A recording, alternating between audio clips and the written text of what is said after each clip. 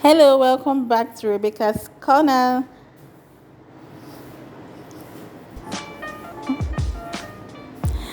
So I'm trying to make DambunKaza. So I just blended all the pepper, onion.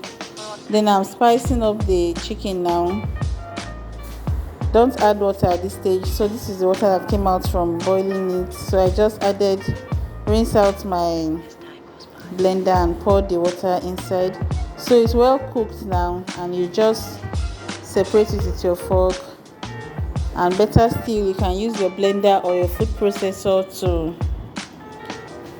to crush the chicken into tiny bits.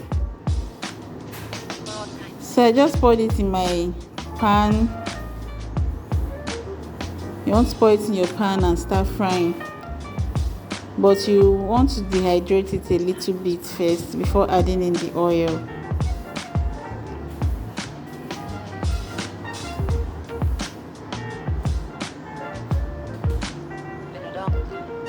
I started with this, but I discovered it was too small. I poured it into a bigger pot and I started stirring. So I added little salt and chicken seasoning.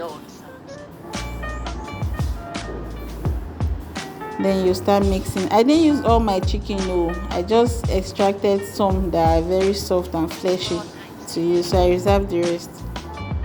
So let me know what you think in the comment section.